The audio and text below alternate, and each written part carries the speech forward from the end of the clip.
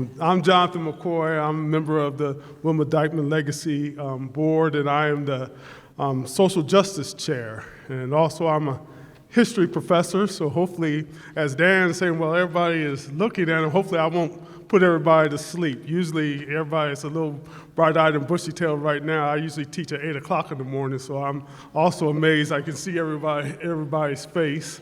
But as coming to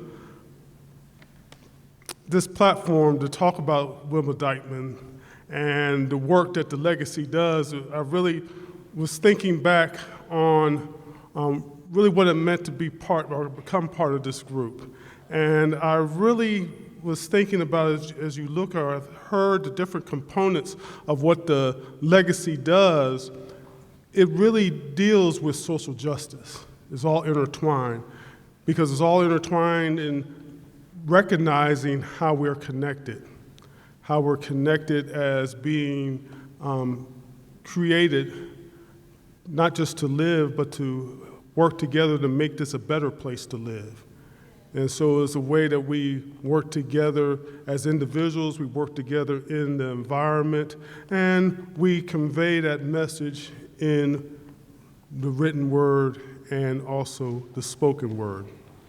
And so I thought about that as I said, okay, well, what all am I going to say about what we do here and how we celebrate this birthday? And so, like Dan, I said I better write it down so I'll make sure I get to the point. I think it's important to remember that Wilma believed that through sincere introspection, we're able to broaden our personal and societal perspectives, which really enables communal growth. Through the power of the written and spoken word, Wilma hoped folks would realize, be it environmental concerns or social ills, that we are all connected. And to further serious conversations to this end, Wilma interwove humor and curiosity throughout her writings. Just like it was mentioned before, in 1957, when she and her husband, James Stokely, published the book, Neither Black Nor White.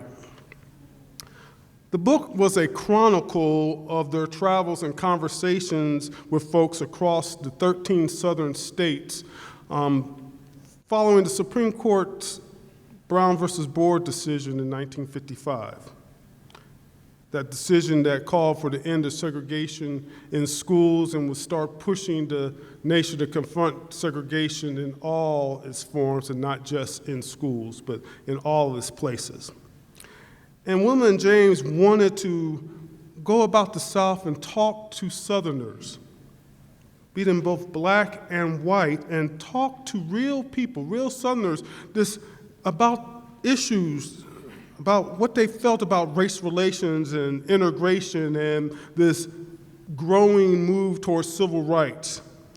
But they wanted to talk to these people and get their story that was bigger and more complex than the stereotypical images and views that were portrayed about the South.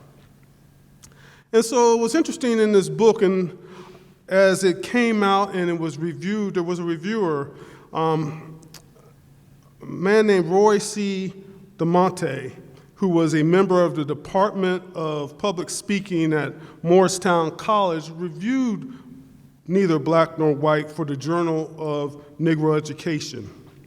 And he noted that both the writers of the book were Southerners and have a keen eye for the innumerable rationalizations with which white Southerners attempt to deceive both their critics and themselves.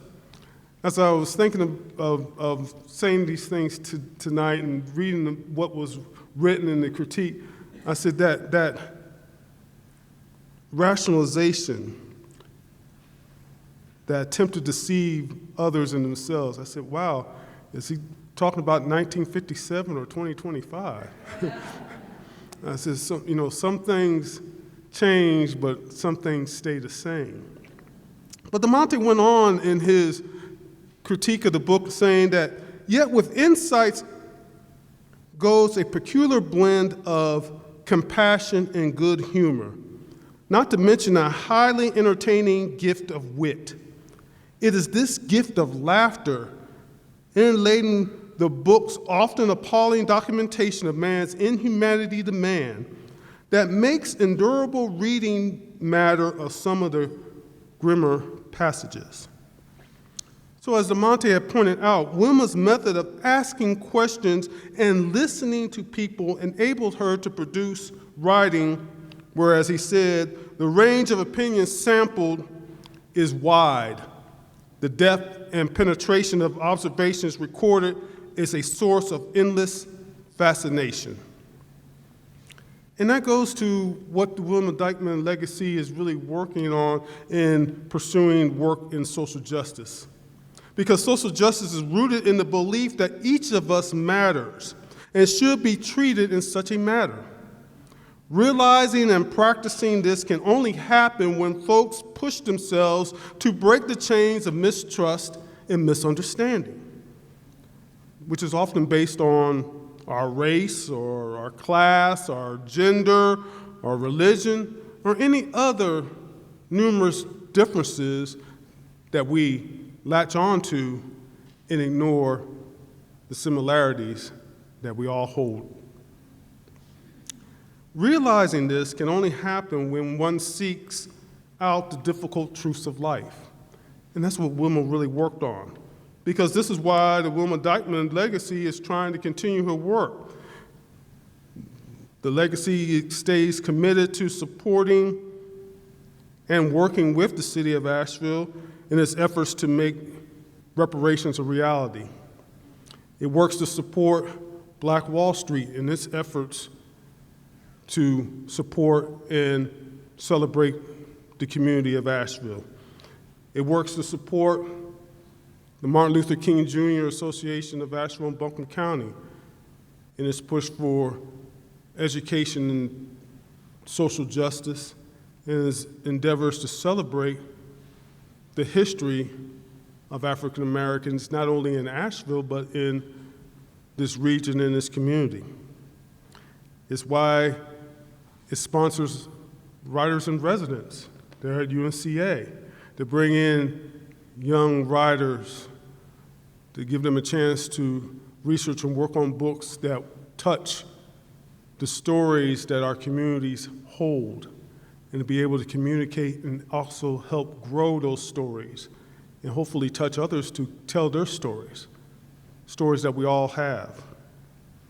So as I thought about all this and thought about this was a birthday party, I came to this realization, or as I always say, an epiphany. My wife's family has a tradition about birthdays. When it's somebody's birthday, they always ask that person to give some birthday wisdom. It's your birthday. What is your birthday wisdom that you want us all to know? So today, as we celebrate Wilma's 105th birthday, I think Wilma has left us some encouraging wisdom that can be found in her essay entitled Seeking Knowledge.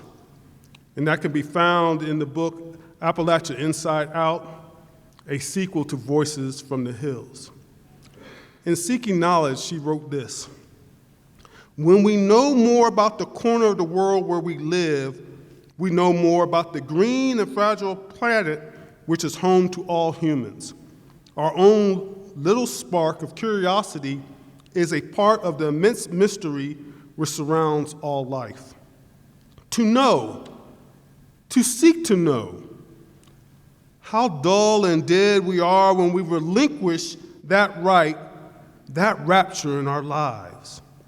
Whether it is mathematics or music, woods knowledge or earth wisdom, or efforts to understand ourselves and those around us. Whatever the area of our knowledge, how satisfying to realize that truly the purpose of research in every field is to set back the frontier of darkness.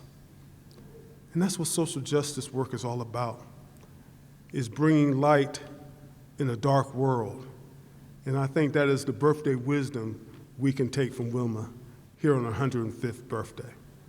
Thank you.